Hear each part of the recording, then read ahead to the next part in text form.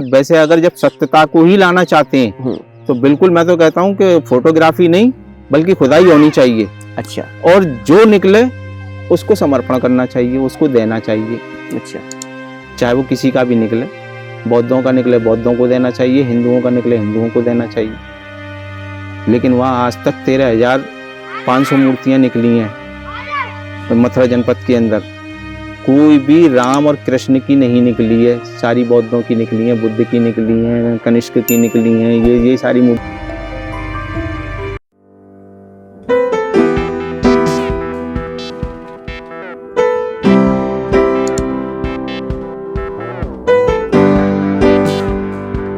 आज के जो हमारे गेस्ट हैं वो मुस्लिमवादी नेता हैं, बहुमुक्ति मोर्चा पार्टी से हैं।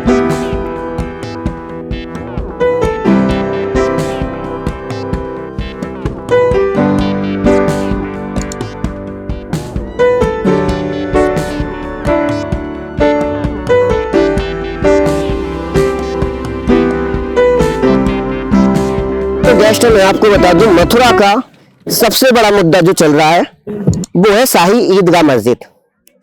उसके जो साक्ष्य है, कुछ लोगों का कहना है कि शाही ईदगाह मस्जिद के अंदर हमारी श्री कृष्ण जन्मभूमि का मंदिर है और इसके लिए एएसआई ने सर्वे करने के लिए मंजूरी दे दी है, जो 18 दिसंबर को जो निर्णय आया है इसके रिगार्डिंग।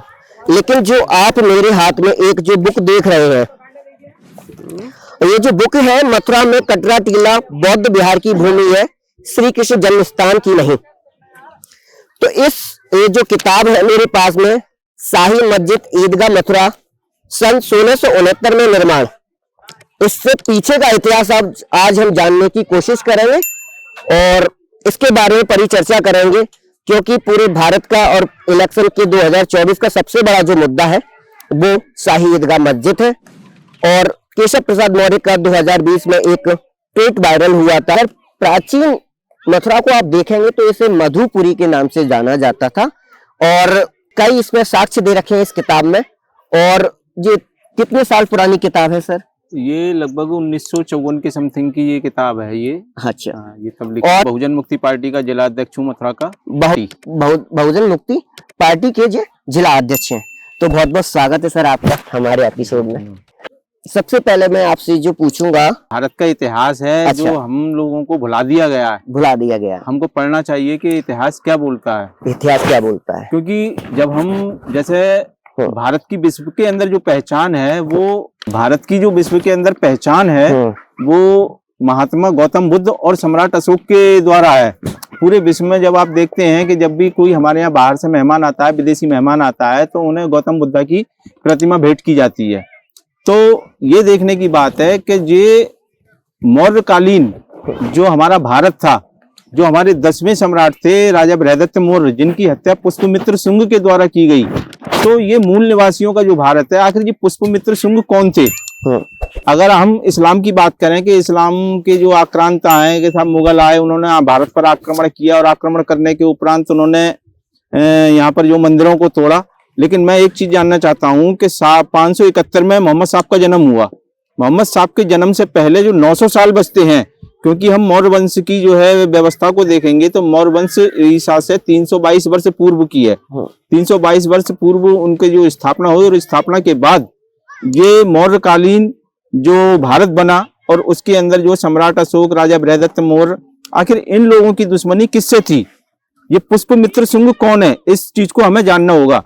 डिस्कवरी ऑफ इंडिया में पंडित जवाहरलाल नेहरू लिखते हैं कि आर्य भारत में बाहर से आए हैं, और जो है बाल गंगाधर तिलक बोलगा टू गंगा में लिखते हैं कि आर्य भारत में बाहर से आए हैं। तो इन सब चीजों को हम जब जानेंगे कि भारत का असली इतिहास क्या है, क्योंकि भारत का असली इतिहास जो है उसको छुपाया जा रहा है और नकली इतिहास को हमारे सामने प्रस्तुत किया जा रहा है। ये इस देश की विडंबना है कि यहाँ पर हिंदू और मुसलमान का जो नारा दिया जा रहा है, या हिंदू मुसलमान का कभी झगड़ा रहा ही नहीं है, यहाँ नागवंशियों का और विदेशियों का झगड़ा रहा है। अच्छा, मेरा सवाल केवल भारत को लेकर के नहीं है, केवल हम छोटी सी जिले की बात करेंगे मथुरा की, जो प्राचीन समय में जो मैंने थोड़ा सा जानकारी प्राप्त करी, तो पूरे उत्तर प्रदेश में 16 जनपद हुआ करते थे, जिसमें से एक नाम मथुरा था जिसे मधुपुरी और मधु के नाम से भी जाना जाता था। तो असल में जो और जब भी हम किसी व्यक्ति से पूछते हैं कि आप मथुरा को किस नाम से जानते हैं, तो ज्यादातर लोग कहते हैं कि हम लॉर्ड कृष्णा की मथुरा में कृष्ण का जन्म हुआ था इस नाम से जानते हैं। कोई ये नहीं कहता कि हम साई ईदगाह मस्जिद के नाम से जानते हैं। तो असल में मेरा जो प्रश्न है आपसे, वो डायरेक्ट प्रश्न है कि असल मसला क्या है। असल मसला ये है कि ये जो है, जब देश अंग्रेजों के अधीन था, देश जब अंग्रेजों के अधीन था, तो अंग्रेजों के अधीन जब देश था, तो यहाँ पर जो है 1918 के आसपास यहाँ पर एक वोट का, जो वयस्क मताधिकार का जो है अधिकार मिलने वाला था ब्रिटिश शासन में ही। तो तब इन लोगों ने, जो बाहरी लोग हैं जिन्हें यूरेशियन कहते हैं, उन्होंने ये सोचा कि भाई हमारी संख्या 3.5% है, अब हम जो है देश पे राज कैसे कर पाएंगे। किसकी 3.5% है? यूरेशियन। यूरेशियन, हाँ, जिन्हें आर्य कहा जाता है। अच्छा। और अगर कहें तो ब्राह्मण भी कह सकते हैं आप उनको। अच्छा, यूरेशियन को ब्राह्मण कह सकते हाँ, हैं। क्योंकि माइकल बामसाद, आप टाइम्स ऑफ इंडिया का आप रिपोर्ट पढ़ेंगे, 21 मई 2001 को टाइम्स ऑफ इंडिया ने प्रकाशित की थी माइकल बामसाद की रिपोर्ट। उसमें ये बताया गया कि भारत के SC, ST, OBC और धर्म परिवर्तित माइनॉरिटी का DNA L3MN है, जिसका कोड, और जो भारत में ब्राह्मण है उसका DNA L3MN है। अच्छा, हाँ। तो आप ये कहना चाह रहे हो भारत में 3.5% ब्राह्मण है? हाँ, 3.5% ब्राह्मण है, क्योंकि उसी ने ही यहाँ पर वर्ण व्यवस्था का निर्माण किया था। वर्ण व्यवस्था के निर्माण में ब्राह्मण, जो देखो, जो यहाँ का मूल निवासी था, क्षत्रिय, वैश्य, शूद्र, इनको कहा गया है, उनको जो है मतलब उन्होंने अपने नीचे रखा है, सबसे ऊपर अपने आप को रखा है। जबकि भारत की व्यवस्था हमेशा, चाहे सम्राट अशोक के समय में रही हो, बुद्ध के समय में रही हो, व्यवस्था यहाँ पर समानता की रही है। लेकिन ब्राह्मणों ने यहाँ पर असमानता का भाव पैदा किया और वर्ण व्यवस्था को लागू किया। ब्राह्मण, क्षत्रिय, वैश्य, इस तरीके की व्यवस्था को लागू किया। ब्राह्मणों ने भ्रांति फैलाई। जी जी। मंदिर और मस्जिद के लिए? मस्जिद के लिए। मस्जिद के लिए कि मंदिर के लिए? मतलब आपस में मूल निवासियों को लड़ाने के लिए। कैसे?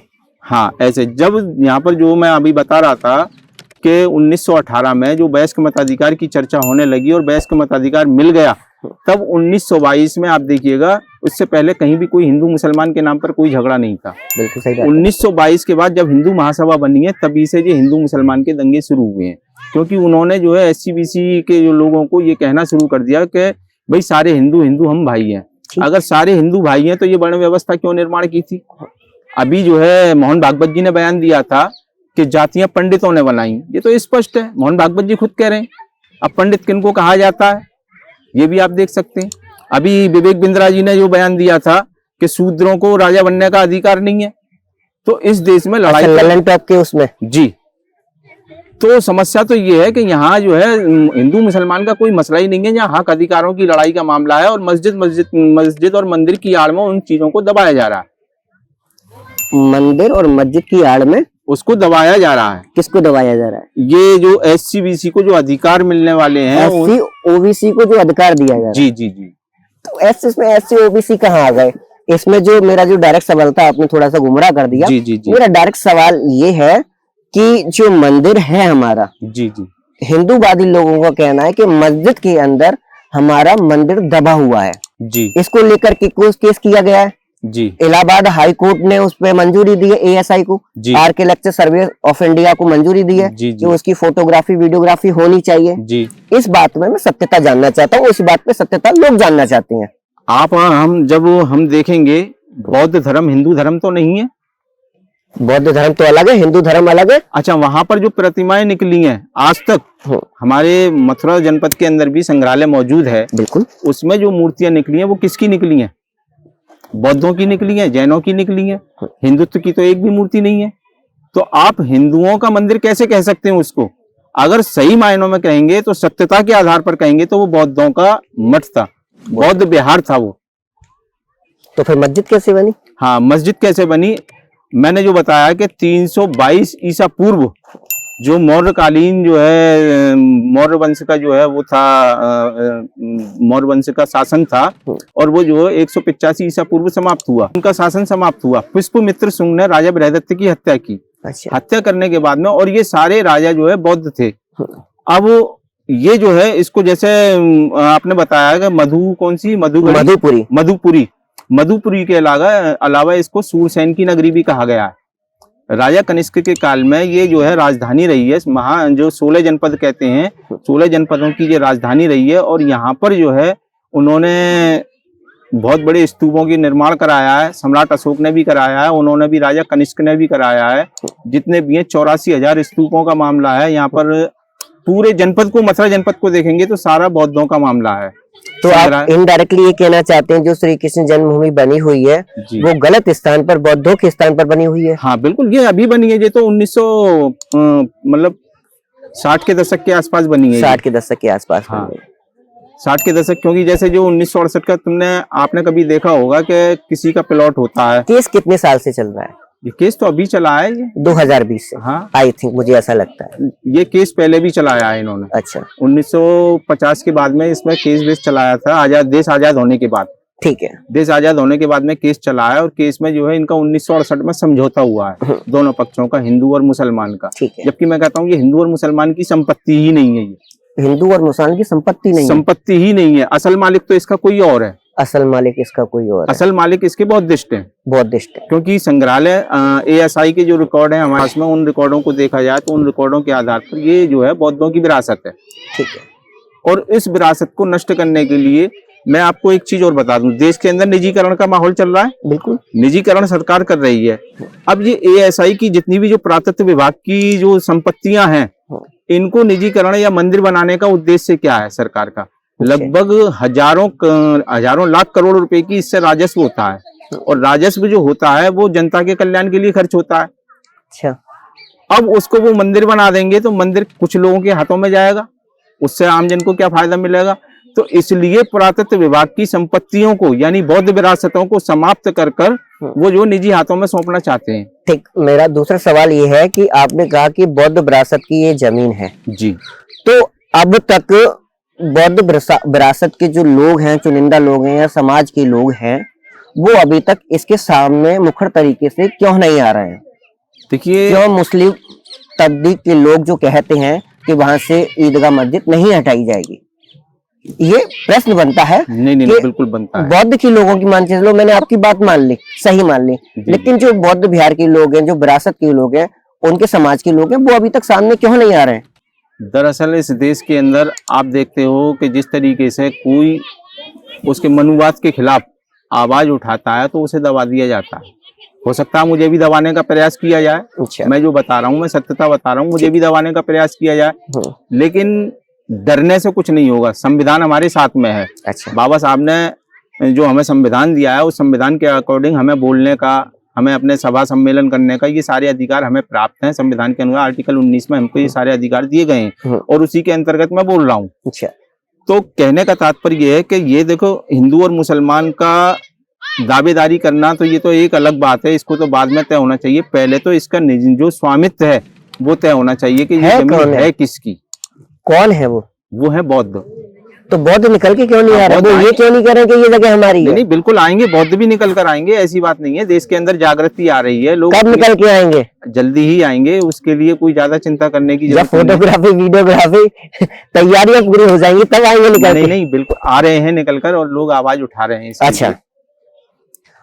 अक्सर ये कहा जाता है कि भगवान श्री कृष्ण यदुवंशी जो है वो भारत में पैदा हुए, सॉरी मथुरा में पैदा हुए। तो अगर श्री कृष्ण जन्मभूमि मथुरा की नहीं है तो कृष्ण कहाँ पैदा हुए? ये तो आज तक इस चीज को प्रमाण ही नहीं कर पाए कोई भी कि श्री कृष्ण कहाँ पैदा हुए। अगर आप जो है जैसे यमुना किनारे बताते हैं, तो यमुना किनारे पहले ये यमुना जो गोवर्धन के आसपास बहा करती थी। बिल्कुल सही बात है। तो ये गोवर्धन के आसपास होना चाहिए था। ये तो राजनीतिक प्रोपेगेंडा है ये टोटल। अच्छा। कृष्ण का कोई मामला है ही नहीं। मैं किसी के धार्मिक वहाँ पे वो नहीं करना चाहूंगा, लेकिन ये कृष्ण के ताल्लुक से ये कहा जाता है, ये मामला है ही नहीं। ये तो बौद्ध विरासत को पचाने के लिए ये षड्यंत्र किया जा रहा है। अच्छा, मैं अब एक चौथा जो प्रश्न है हमारा, वो किताब में जिक्र किया गया है कि पहले वहां पर मंदिर बना हुआ था। मैं पढ़कर आपको बता देता हूँ। पेज नंबर 31, कटरा टीला पर सन 1999 पुलिस कंट्रोल रूम हेतु खुदाई। इस पर साफ साफ लिखा हुआ है, इस स्थान पर श्री कृष्ण के प्रपुत्र ब्रजनाथ में 80.57 के महाक्षत्र सोडास के राज्यकाल में मंदिर का निर्माण कराया गया था। सही बात है? बौद्धों के मंदिर का निर्माण कराया गया था वो। नहीं, आप मेरी पूरी बात सुन लीजिए, उसके बाद में आप मैं बोलने का मौका दूंगा। जो ध्वस्त हो गया तत्पश्चात 400 ईस्वी में विक्रमादित्य ने इस मंदिर को बनवाया। ठीक। और 1016 में महमूद गजनबी ने ध्वस्त कर दिया, दोबारा बनवाया, दोबारा ध्वस्त कर दिया। तृतीय बार मंदिर का निर्माण हुआ 1206 में राजा विजयपाल के समय में जज नामक व्यक्ति ने करवाया, जिसे सिकंदर लोदी ने 16वीं सदी में तोड़ डाला जी। मतलब 2 बार बनवाया, 2 बार तोड़ डाला, ठीक बात। तत्पश्चात चौथी बार इस मंदिर का निर्माण जीर्णोद्धार 125 वर्ष बाद ओरछा मध्य प्रदेश के राजा वीर सिंह जुदेवा बुंदेल ने 25 लाख रुपए की लागत से बनवाया। फिर इसे वर्ष 1669 में औरंगजेब ने ध्वस्त कर दिया। तो इस किताब से जो साक्ष्य होता है, जो हमें किसी ने जो प्रोवाइड कराई थी, पहले वहां मंदिर था जी, इस बात की सत्यता है, और मंदिर को तोड़ा गया था जी, इस बात की भी सत्यता है। और आज इस बात की सत्यता जांच कर रही है कोर्ट कि पहले मंदिर था कि नहीं था। क्या विचार है आपका? देखिए, मंदिर, मैं तो इस बात को पहले ही कह रहा हूँ, मंदिर तो नहीं था, बौद्ध विहार था। ये बात अलग अलग हो गई जी जी। बौद्ध विहारों की आप कह रहे हो जमीन थी जी, नहीं नहीं नहीं, जमीन नहीं, बौद्ध विहार का मतलब ये होता है मंदिर रूपी एक इमारत का ही नाम होता है। अच्छा, हाँ, उसको हम जो है अपनी भाषा में मंदिर कह सकते हैं, दूसरे की भाषा में बौद्ध विहार कह सकते हैं। अच्छा, बौद्ध विहार ही था वो, बौद्ध विहार ही था जी, जिसको तोड़ा गया बौद्ध विहार ही था। जो मंदिर था, जो जिसको हम मंदिर कह रहे हैं जी, वो बौद्ध विहार ही था जी। ऐसा इसमें तो नहीं लिखा? नहीं, इसमें लिखा हुआ है, इसको पूरे ढंग से पढ़िए आप। मैंने इसके जो साक्ष्य कम से कम 30 जो चैप्टर है वो मैंने कल रात में इसके पढ़े हैं जी जी। तो जो मोटा मोटा मुझे यहाँ पता लगता है, जो भी मैंने रिसर्च करी, वो इस पे यहाँ पे आके खत्म हो जाता है। इसमें फिर लिखा है सन 1953 में अंतिम बार पुरातत्व वेत्ता के डॉक्टर वाजपेयी ने साजिश के तहत ब्राह्मणवादी मानसिकता के विष्णु हरि डालमिया, हनुप्रसाद फौजदार, पंडित मदन मोहन मालवीय ने कटरा टीला नाम जबरन श्री कृष्ण जन्म स्थान घोषित किया। बिल्कुल सही है ये बात, बिल्कुल सही है, ये सही है। हाँ, तो वहां मंदिर था। तो आज इस बात की लड़ाई क्यों की जा रही है, क्यों समय वेस्ट किया जा रहा है? क्या लोगों को और कोई पास में काम नहीं है कि मंदिर के लिए किया जा रहा है? देखिए, लोगों को रोजगार देना चाहिए। इनका जब देश के अंदर देश आजाद हुआ और ये कहा गया कि बाबरी मस्जिद और राम जन्मभूमि मामले को छोड़कर देश के जितने भी धर्म स्थल हैं उनको यथावत रखा जाएगा, ठीक। फिर ये लोग जो है उस संवैधानिक बातों को क्यों नहीं मान रहे हैं? इसके अलावा 1991 में वर्सिप एक्ट बनाया गया, ठीक है। वर्सिप एक्ट में भी ये कहा गया कि जो 1947 से पहले की स्थिति थी धार्मिक स्थलों की, वो यथावत रहेगी। अच्छा। तो ये बात जानने की जरूरत है कि ये लोग वैसे तो कहते हैं कि हम भारतीय संविधान को मानने वाले लोग हैं, फिर संविधान को मान क्यों नहीं रहे हैं? वर्सिप एक्ट पर क्यों अमल नहीं कर रहे हैं? पहले आप उसके पर कानून पास कराइए। और ये कानून पास कराने का भी ये हुकूमत तो देखिए, ये समझ लीजिए तानाशाही हुकूमत हो चुकी है, ठीक है। ये लोकतंत्र की धज्जियां बिखेर रही है। इसके सामने जो है संसद भवन के बाहर संविधान की प्रतियां जलाई जा रही हैं। उन लोगों को बजाय वो उन पर कठोर कार्रवाई करने के उनको जो सम्मान मिलता है, देखिए बड़े बड़े आचार्य कह देते हैं कि संविधान को बदलने की जरूरत है। मोहन भागवत जी कह देते हैं कि आरक्षण पर समीक्षा होने की जरूरत है।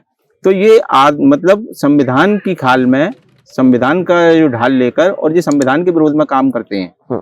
सीधी सीधा सिद्धांत ये है, संख्या के अनुपात में किसी को हिस्सेदारी नहीं देनी पड़े यहाँ के समाज के लोगों को, इसलिए ये मंदिर और मस्जिद का राग अलापते हैं। इलेक्शन 2024 आने वाला है लोकसभा का, इस पर आपका क्या विचार है? क्या मथुरा जो उत्तर प्रदेश में जो प्रधानमंत्री होके गुजरते हैं, उत्तर प्रदेश से जो 80 लोकसभा सीटें हैं, वहां से एक मथुरा की भी सांसद सीटें हैं और इसको ही गढ़ माना जाता है, इस पर आपकी क्या राय है? क्या सबसे बड़ा गढ़ यही बनाया जाएगा? देखिए, ये तो केवल खेल चल रहा है। कैसा खेल?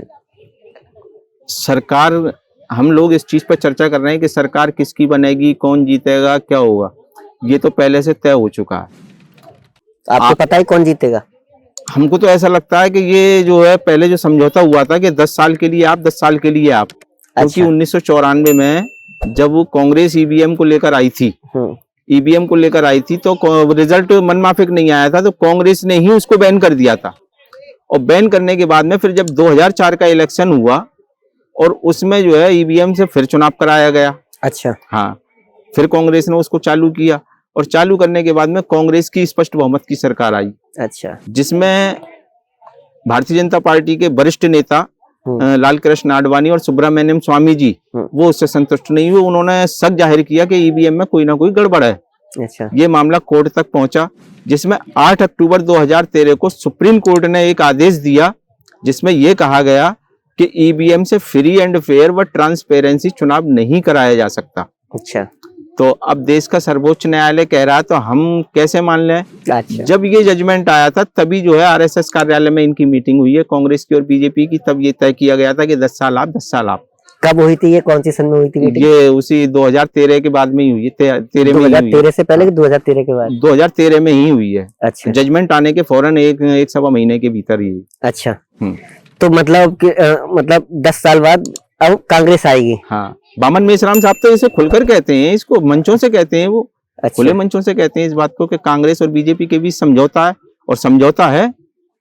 अच्छा, तो आप मुझे बताइए कि अब तक जो मौजूदा पार्टी है या सरकार है कितनी मस्जिदों को टारगेट कर चुकी है? इसी प्रकार से इन्होंने एक किताब लिखी है जो सोशल मीडिया पर भी चल रहा है, उस किताब का नाम है Hindu temple what happened A them, ऐसी कुछ किताब का नाम है। अच्छा। तो उस किताब में लगभग इन्होंने 1800 मस्जिदों को टारगेट किया है। 1800 मस्जिदों? जी, देश के अंदर 1800 मस्जिदों को टारगेट किया है। और ये केवल इसका उद्देश्य ये है कि देश के अंदर हिंदू और मुसलमान का, क्योंकि यहाँ मुसलमान कोई बाहर से नहीं आया है। ये पहले तो जैसे एनआरसी का जब कानून आया था तो एनआरसी में कहा था कि मुसलमानों को नागरिकता नहीं दी जाएगी और मुसलमानों ने बहुत बड़े लेवल पर विरोध भी किया था। लेकिन जब असम के अंदर एनआरसी हुई तो 19.5 लाख लोग बाहर हुए थे। अच्छा। उसमें जो है मात्र कौन लोग थे? मुस्लिम लोग थे कि हिंदू लोग थे? 5 लाख लोग जो है मुसलमान थे, बाकी के SC ST OBC के लोग थे। तो SC ST OBC हिंदू नहीं है? नहीं, SC ST तो हिंदू होते नहीं है, OBC भी हिंदू नहीं है क्या? नहीं, OBC भी हिंदू नहीं है। आर्टिकल 340 पढ़ लीजिए आप संविधान का। नहीं, मैं OBC हूँ, अगर मैं किसी भी या फॉर्म भरता हूँ उसमें मेरा जो रिलीजन भरा जाता है वो हिंदू भरा जाता है। वो आप भरते हो, वो सरकार ने असल में वो आपको बहुत सारी सुविधाओं से वंचित कर दिया जाएगा। ये जो है मोदी जी पिछड़े वर्ग से आते हैं तो मोदी जी भी हिंदू नहीं हुए? OBC अगर हिंदू है, आप देखिए, अगर हिंदू है क्या OBC हिंदू है?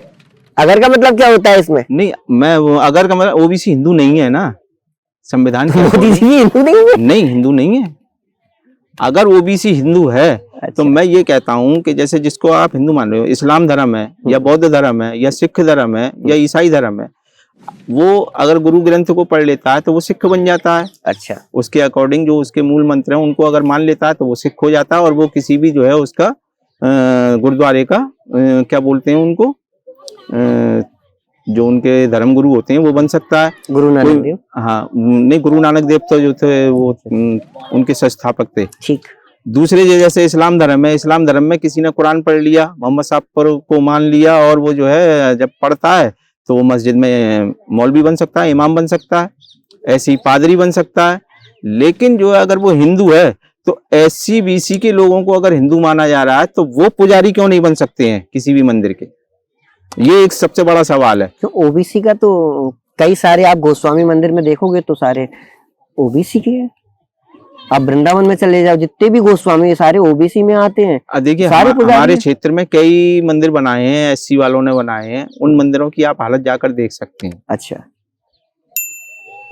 जो OBC के लोग या SC के लोग मंदिर बनाते हैं उनको वो मान्यता नहीं मिलती है। अच्छा। जो एक विशेष वर्ग उनको मिलती है, वो चढ़ावा वहां आता है, वो चढ़ावा वहां नहीं आता। मंदिरों की हालत देख के आप बता सकते हैं। अच्छा। गुरु रविदास जी का मंदिर है और भी मंदिर हैं, कई प्रकार के मंदिर हैं।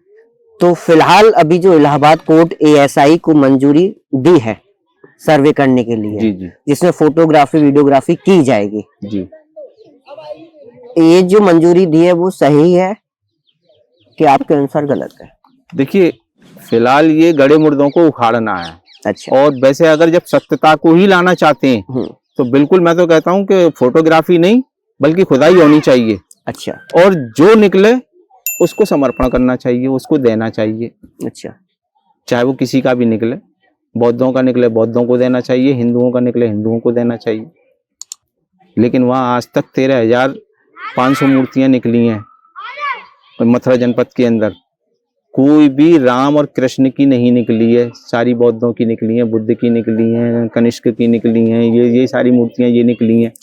1875 में मेजर कंगिंगम ने जो है इसमें खुदाई करवाई थी। तो यहाँ पर जो है महामाया, जो बुद्ध की माता है, उनकी प्रतिमा निकली है। और इस परिसर का, जिसे श्री कृष्ण जन्म स्थान कहा जा रहा है, इस परिसर का नक्शा निकला है, जो आज भी लाहौर, जो पाकिस्तान, जो भारत का अंग हुआ करता था उस समय पर, वो लाहौर के संग्रहालय में रखा हुआ है। अच्छा, हाँ, नक्शा रखा हुआ। हाँ, नक्शा रखा हुआ, ताम्र पात्र पे बना हुआ पूरा नक्शा है इस परिसर। वो इस किताब में भी दे रखा है क्या? इस किताब में तो शायद नहीं है वो। इसमें मथुरा का नक्शा दे रखा है, लेकिन हाँ, मथुरा का दे रखा होगा, लेकिन वो नक्शा नहीं है। 1875 में जो है उन्होंने, ये मैं बता रहा हूँ, अटोकरी गांव है माट के अंदर। अच्छा। माट के पास अटोकरी गांव है, वहां पर भी मूर्तियां निकली हैं, राजा कनिष्क की मूर्ति निकली है। तो ये सारी चीजें सब बौद्धों की निकली हैं। आप पीछे से जाएंगे, बौद्धों का है, बौद्धों का बहुत बड़ा यहाँ पर जो है, ये पूरा भारत ही बौद्ध में था। आज भी बुद्धा के नाम से ही पहचाना जाता है, पूरे विश्व में मशहूर है भारत। अच्छा। बुद्धा की धरती है ये। और आपने देखा होगा, बहुत से सोशल मीडिया पे आते रहते हैं। अभी जो है अडानी है, अंबानी है, उनके परिवार से कोई गई थी महिलाएं, तो बोली मैं जो है बुद्धा की धरती से आई हूँ। और अच्छा। कहते भी यही है, हमारे जितने भी बड़े बड़े लीडर हैं, अच्छा, यही कहते हैं कि हम बुद्धा की धरती से आए हैं, सम्राट भारत एक गौतम बुद्ध की, हाँ, धरती। हाँ, और बुद्धा जो है हिंदू धर्म नहीं है, बुद्ध तो अलग है, बिल्कुल अलग है। तो फिर भारत में कितने प्रतिशत बौद्ध है और कितने प्रतिशत हिंदू है? देखिए, जितनी भी जो आज SC ST OBC और धर्म परिवर्तित माइनॉरिटी, यानी भारत का जो मुसलमान भी है, उसमें जो ईसाई भी है, ये अल्पसंख्यक कहलाए जाते हैं, ये पूर्व के सब बौद्धिस्ट हैं। अच्छा, पूर्व के बौद्धिस्ट हैं। और रही बात ये कि जो विरासत है, बौद्धों की विरासत है, अगर विरासत, धर्म बदलने से विरासत कभी नहीं बदलती है। क्या आने वाली जनरेशन इसको, हाँ, बिल्कुल मानेगी, पाएगी कि मानेगी? बिल्कुल मानेगी इस चीज को कि ये जो हमारे पूर्वजों का भारत है, और जो है इसको जो कुछ बाहरी लोगों ने, बाहरी आर्यों ने आकर इसको जो खंडित किया है, और इसके टुकड़े भी उन्हीं के द्वारा किए गए हैं। अच्छा, जो भारत, जो अखंड भारत, जो सम्राट अशोक ने अखंड भारत बनाया था, उस अखंड भारत को जो खंडित जो किया है, वो आर्यों ने ही किया है। यहाँ की गलत, उनकी गलत नीतियों ने किया है। वो लोगों को गुलाम बनाने की जो प्रवृत्ति उनके जहन में रहती है, अपने आप को सर्वश्रेष्ठ सिद्ध करने की, उसके कारण ये ऐसा हुआ है देश के अंदर। इलेक्शन 2024 पर क्या स्ट्रेटजी है आपकी? हमारी स्ट्रेटजी ये है कि लोग जो है धर्म के नाम पर वोट ना दें। अच्छा, धर्म के नाम पर वोट ना दें, और वह जो है भारत के सत्य इतिहास को समझे, बल्कि अपने अधिकारों के प्रति जागरूक हो, वोट करें कि आपको हिस्सेदारी मिलनी चाहिए, शासन सत्ता में हिस्सेदारी मिलनी चाहिए। अच्छा, काशीराम साहब ने जो एक वो चलाया था, मंडल कमीशन का आंदोलन। मंडल कमीशन का आंदोलन जब चला था, तो बीपी सिंह की सरकार में मंडल कमीशन लागू हुआ। तो ओबीसी वर्ग जो कि 52% है, ओबीसी वर्ग जो 52% है। अच्छा, ये 1931 का आंकड़ा है, 52%। अच्छा, ये अंग्रेजों ने करवाई थी कि ओबीसी 1931 में 52% उसकी जनसंख्या निकल कर आई थी। उसके बाद में ना कांग्रेस ने ना बीजेपी ने आज तक गिनती नहीं कराई है। अगर ये ओबीसी के हैं प्रधानमंत्री नरेंद्र मोदी, तो क्यों ओबीसी की गिनती नहीं करा रहे हैं? बल्कि जो है न्यायालय में जाकर ये कह रहे हैं कि ओबीसी की गिनती की आवश्यकता ही नहीं है। तो काशीराम साहब ने मंडल कमीशन का आंदोलन चलाया था, तब 27% जो है ओबीसी को आरक्षण मिला। ओबीसी का पहला IAS तब बना है भारत के अंदर, पहला IAS तब बना है जब ओबीसी मंडल कमीशन लागू हुआ है। उसके बाद में आज भी 6% की जो है 6% लागू हुआ है, बाकी का भी यूं ही खाली पड़ा हुआ है। तो कुल मिला के मैं ये कहना चाहूंगा कि जो आने वाला इलेक्शन है, उसमें अपने हक अधिकारों पर ध्यान दें। धर्म से किसी का भला होने वाला नहीं है। धर्म जो है अपना निजी मामला है। धर्म को निजी तौर पर जो है आप कुछ भी रखिए, मुसलमान बनिए, हिंदू बनिए, बौद्ध बनिए, जैन बनिए, कोई किसी को वो नहीं है, सबको। फिलहाल मैं आपको बता दूं, 13 दिसंबर की बरसी बनाई जा रही थी 2001 में, जो पार्लियामेंट अटैक हुआ था। इस पर कुछ चुनिंदा लोग जो हैं पार्लियामेंट के अंदर घुसे थे, 2 लोग जी, और 2 लोग बाहर थे। जो बाहर अपनी शर्त जो बना रहे थे, वो आंदोलन करने की बना रहे थे। जी जी, क्या इसमें भ्रांतियां हैं? और जो बीजेपी की जो सांसद हैं प्रताप सिम्हा, उन्होंने एक विजिटर पास बना करके उनको दिया था, इस पर क्या राय है? देखिए, ये ऐसे समझिए इसको कि देश के अंदर बीजेपी और RSS ये चाहते हैं कि यहाँ पर लोगों में भ्रांतियों के बल पर झगड़े फसाद लगते रहें। अच्छा, लेकिन झगड़ा फसाद जो है लग नहीं पा रहा है इस वक्त, क्योंकि लोगों में जागरूकता इतनी आ चुकी है, इतनी जागृति आ चुकी है कि वो अब समझने लगे हैं कि ये हुकूमतें जो है हमको केवल लड़ाकर अपना उल्लू सीधा करती हैं और हमें जो है बिल्कुल चौराहे पे खड़ा कर देती हैं। आज जो है हर व्यक्ति के सामने रोजी रोटी का संकट है। आप देख रहे होंगे बाजारों की हालत किस तरीके की है। आप दुकानदारों का सर्वे करिए, दुकानदार कहेंगे यार सुबह से बौनी नहीं की है। इस तरीके की जो है हालात पैदा हो चुके हैं। गरीब के लिए, जो मजदूर वर्ग है उसके लिए रोटी कमाना बहुत मुश्किल हो गया है। आप बड़े मॉलों में जो है 29 रुपए किलो चीनी बिकवाएंगे और बाजार में 46 रुपए किलो बिकेगी, तो बताइए विकास किसका होगा भाई? अच्छा। मुझे तो बचत करनी है तो मैं वहां भागूंगा, तो दुकानदार तो अपना भी हो जाए। ऑनलाइन जो इन्होंने जो बाजार को बढ़ावा दिया है, ये आधुनिकता की जो हमको दिखा रहे हैं चमक, आधुनिकता एक दिन ये होगी कि हमको बहुत लोगों को बेरोजगार कर देगी। क्योंकि बंच ऑफ थॉट में गोलवलकर लिखते हैं, उनकी किताब है अच्छा, कि भारत पर अगर अच्छा शासन करना हो, किसी भी देश पे अगर अच्छा शासन करना हो तो उसकी जनता को गुलाम बना लो। उसकी 95% जनता की पूंजी को 5% लोगों के हाथों में कर दो। तो आज हम देख सकते हैं किन लोगों के हाथों में पूंजी जा रही है। मतलब इनडायरेक्टली आप सारी बातें कह ही जा रहे हो। नहीं इनडायरेक्टली नहीं, जो लिखा हुआ है मैं तो वो बोल रहा हूँ। अच्छा, गोलवलकर जी ने। राम मंदिर पे आपका क्या विचार है जो बनना है? देखिए राम मंदिर पे जो बना है वहां पर 2001 की खुदाई भी बौद्धों की भूमि थी। हाँ, 2001 की खुदाई को उसको सार्वजनिक नहीं किया। 1904 में मथुरा की जो जमीन है, ये जो जमीन है, इसको आर्कियोलॉजिकल सर्वे ऑफ इंडिया ने इसको चिन्हित किया है और इसको संग्रहित किया है। संग्रहित करने के बाद में इस पर कोई भी खुदाई नहीं कर सकता है, तो फिर इतना बड़ा मंदिर बन कैसे गया? उसमें भी आपत्ति है। हाँ बिल्कुल आपत्ति है। जो चीज जिसकी खुदाई नहीं हो सकती, जिसको रोक लगा रही है भारत सरकार। लेकिन आपकी बाबरी मस्जिद भी तो बन रही है। कहाँ बन रही है बाबरी मस्जिद? उसका प्रोविजन आ गया है ना। नहीं वो तो राम मंदिर से पहले उसकी नींव रख दी जाएगी। देखिए मैं इस चीज को ऐसे समझाता हूँ, थोड़ा सा आपको इसको समझने का प्रयास करिएगा कि किसी की भूमि है, उसका असली मालिक कोई और है। ठीक है। हम दोनों पक्ष क्या करते हैं जमीनों में, आप देखते भी होंगे न्यायालय में ऐसे केस बहुत चल रहे हैं कि हम दोनों पक्ष, ना आपका कोई मतलब है ना मेरा कोई मतलब है। हमने क्या किया, एक फर्जी वसीयत बनाकर और जो है कोर्ट में केस दायर कर दिया। दोनों हम मिले हुए हैं, हमने कोर्ट में एक केस दायर कर दिया, तो जजमेंट किसी ना किसी के पक्ष में आएगा, आपके पक्ष में आए या मेरे पक्ष में आए। तो इस तरीके से उन्होंने, जैसे हिंदू और मुसलमानों ने, अच्छा, ऐसा ही मथुरा में किया है, ऐसा ही वहां किया है। अच्छा, असल मालिकों को तो पूछ ही नहीं रहा।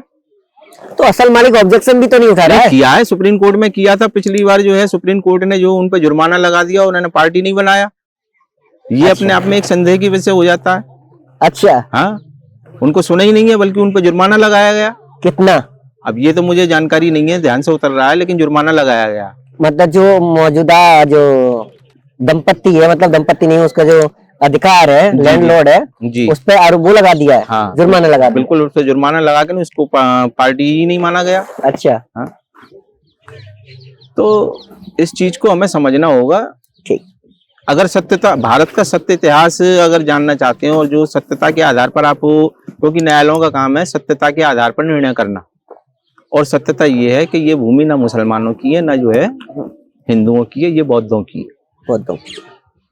और मुसलमान पूर्व के बौद्धिस्ट हैं।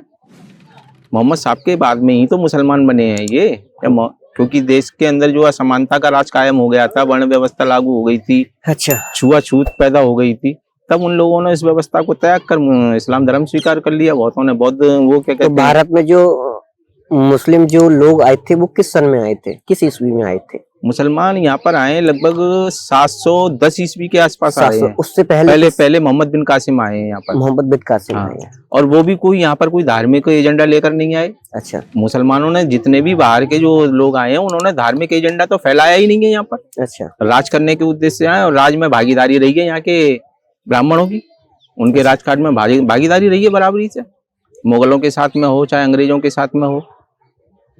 लेकिन अंग्रेजों ने अधिकार देना शुरू कर दिया था शूद्र समाज को, अछूत समाज को, इसलिए उनके खिलाफ बगावत की गई। ठीक बात है।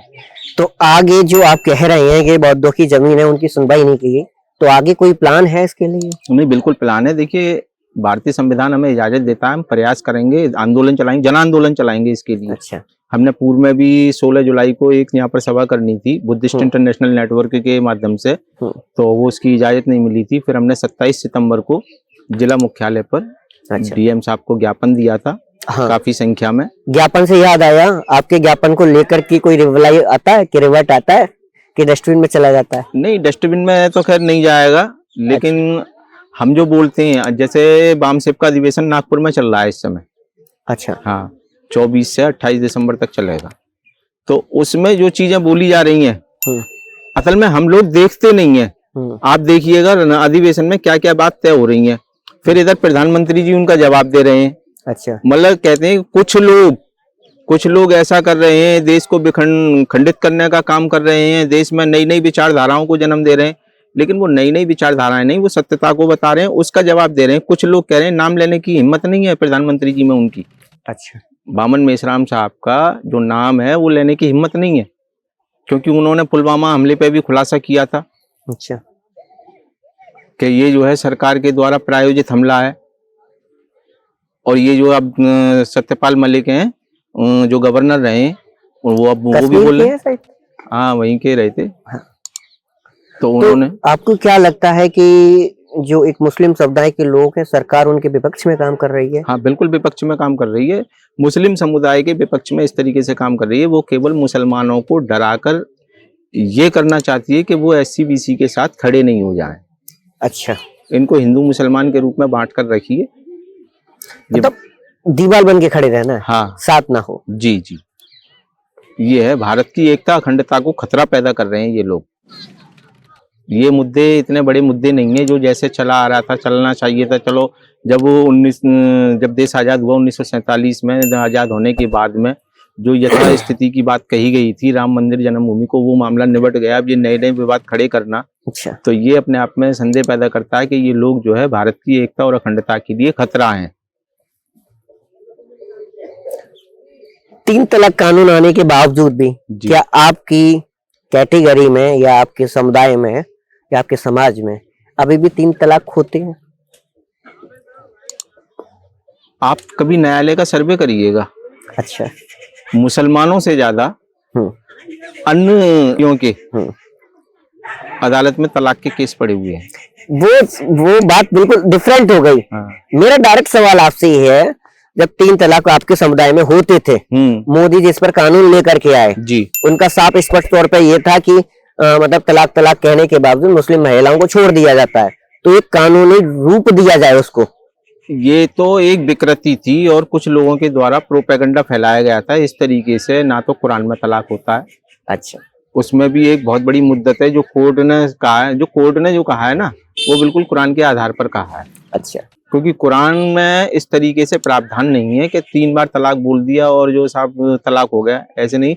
ये जैसे वो कहते हैं ना, समाज में बहुत सारी भ्रांतियां फैल जाती हैं, तो कुछ लोगों में ये भ्रांतियां होती हैं जो अशिक्षा होने के कारण, अच्छा, शिक्षा नहीं होती है, तब ये ऐसी चीजें पैदा होती हैं कि जैसे किसी ने जो है साहब वो कहीं पर कोई मजार बना दिया जबकि उसका कोई अस्तित्व भी नहीं है। अच्छा। और उस मजार की जो है साहब पूजा पाठ शुरू हो गई और लोग जो उसको मानते चले आ रहे हैं साहब ये पुराना मजार है, इस तरीके से। क्योंकि इस तरीके का पाखंड बहुत हुआ है, लोगों ने जो ईंट रखी और जो कब्र बनाई और जो साहब शुरू कर दिया।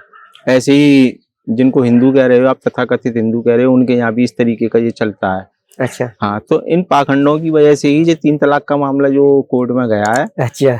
और लेकिन कोर्ट ने बिल्कुल सही फैसला दिया है, जो कुरान के अकॉर्डिंग है वही चीज दिया है। राहुल गांधी के बारे में आपका क्या विचार?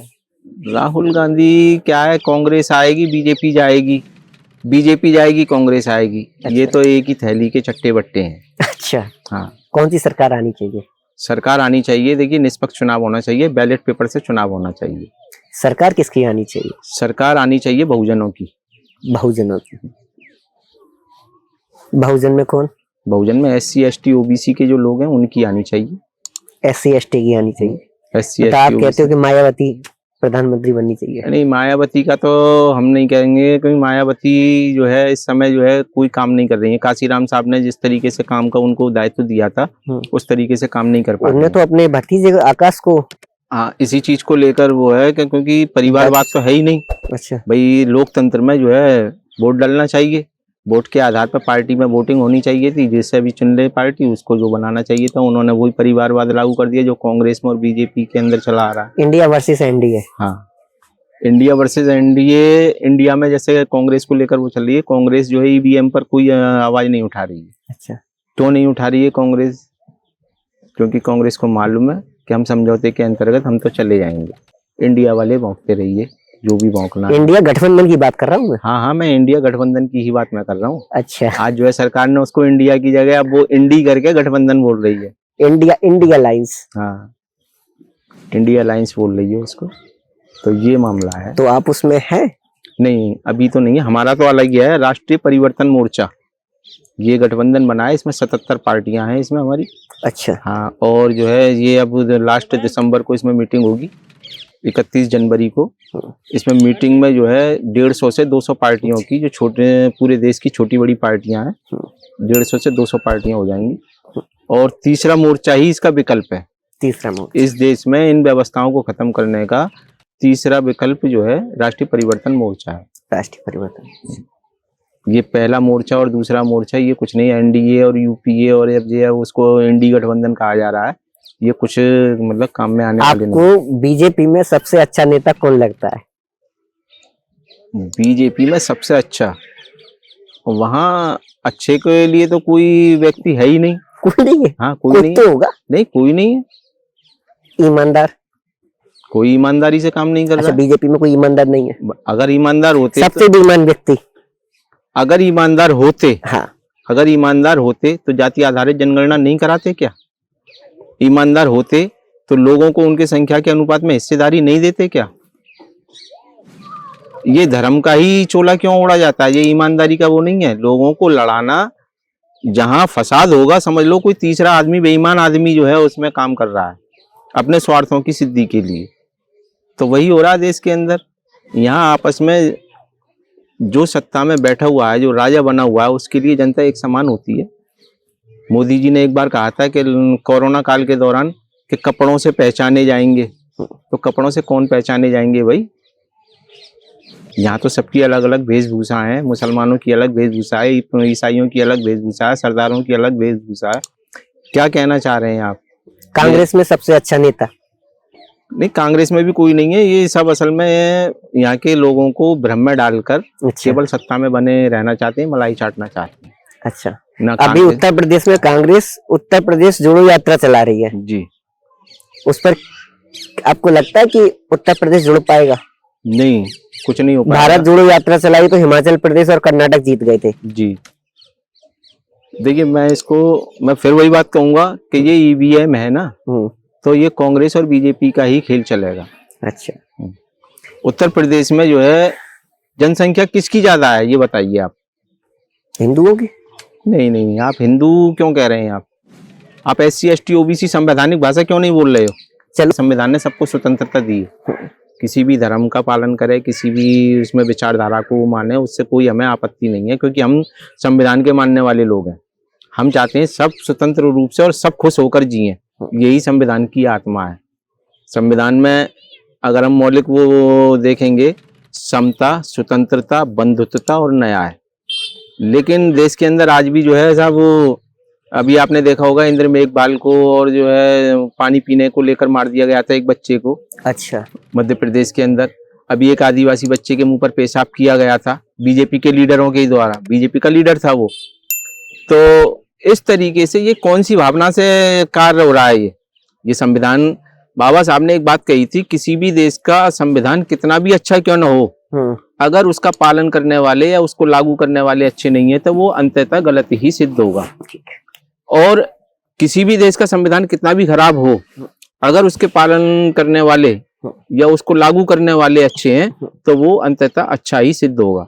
तो आज हमारे पास इतना अच्छा संविधान है, पूरी विश्व के अंदर बाबा साहब की प्रतिमाएं लगाई जा रही हैं, उनके नाम से रोड बनाए जा रहे हैं, लेकिन हम लोगों को कदर ही नहीं है। क्योंकि हमारे लोग जो शासन सत्ताएं जो होती हैं यही संविधान को लागू करवाती हैं, और ये लागू कराने में बिल्कुल विफल हैं। ये केवल अपने मतलब के जो कानून बना कर लाते हैं, अपने मतलब के ही जो है व्यवस्थाएं बनाते हैं। किस तरीके से हमको जनता को गुमराह करना है और सत्ता में बने रहना है, इनका उद्देश्य। लास्ट में प्रश्न पूछूंगा, इसके बाद में हम स्टॉप करेंगे। अभी अमित शाह जी ने एक बयान दिया था कि हमारी जो क्रिमिनल लॉ जो है, 3 क्रिमिनल लॉ लेके आ रहे हैं और लोकसभा में बिल भी पास करवाने वाले हैं, हो सकता है कि पास भी हो जाएंगे जी। और इस पर आपका क्या विचार है? इस पे हमारा विचार ये है कि ये तो उन्होंने पहले से तय कर लिया कि हमको ये लागू करने हैं, इस पे कोई चर्चा भी नहीं करानी है, संसद में भी चर्चा नहीं करानी, और चर्चा ना हो इसके लिए उन्होंने कितने सांसदों को निलंबित किया है? 143 सांसदों को निलंबित किया है। तो अब चर्चा का कोई औचित्य बनता ही नहीं है, वो खुद स्वयं पास कर लेंगे उसको। अच्छा, हाँ, और वो कानून जो उन्होंने फेरबदल किया है, वो अगर उनका सही तरीके से आप अध्ययन करेंगे तो वो देखिएगा जिस तरीके से इंदिरा गांधी ने जो है इमरजेंसी में अपने हितों को साधने के लिए इमरजेंसी लागू की थी, उसी तरीके से इन कानूनों का दुरुपयोग होगा। ओबीसी का एक बयान आया था कि महिला का रेप भी होता है और आदमियों का रेप होता है। जी बिल्कुल होता है। क्या राय है आपकी? नहीं, बिल्कुल होता है, तभी तो 377 बनाई गई है। आदमी का रेप होता है? जी होता है। ये जो पॉडकास्ट है, असल में ये एक बड़ा ही महत्वपूर्ण चैनल है।